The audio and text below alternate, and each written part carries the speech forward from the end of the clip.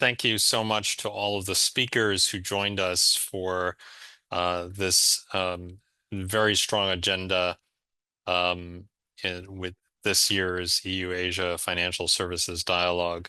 Right from the beginning, with the remarks from Jean-Paul Servet, chairman of IOSCO, who shared the priorities for IOSCO in the coming year.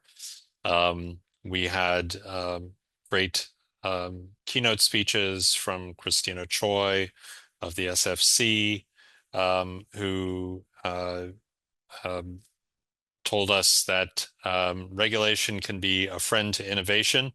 Um, and this is a principle that they are taking at the SFC to try and foster more innovation in the Hong Kong ecosystem. We heard from several speakers from the EU about efforts to try and encourage European competitiveness, including with the package of new policies uh, labeled omnibus, which are aimed at simplifying some of the regulations and hopefully encouraging more business activity in the EU.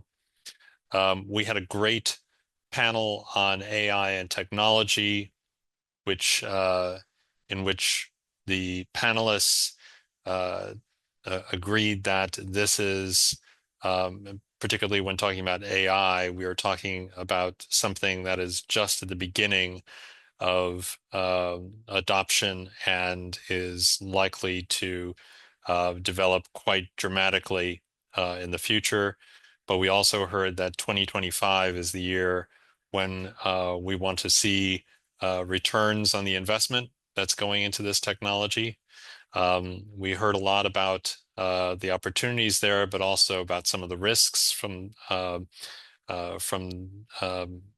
Jutaro Kaneko at JFSA, particularly the risks of hallucinations and the need to make sure that investors are protected from that. Um, and um, uh, and we heard also about other technologies that are being adopted as well, particularly in DLT. Um, Later, we had a great panel on sustainable finance. I think one of the key takeaways from that is that despite um, uh, what's happening in the U.S. at the moment, uh, there is still strong momentum for sustainable finance in most of the world, although there is a need to try and make sure that there is a practical and sensible approach to sustainable finance as well, particularly towards transition finance. Transition needs to be led by industry, but it also requires regulators and governments to provide the environment in which industry can actually help with transition.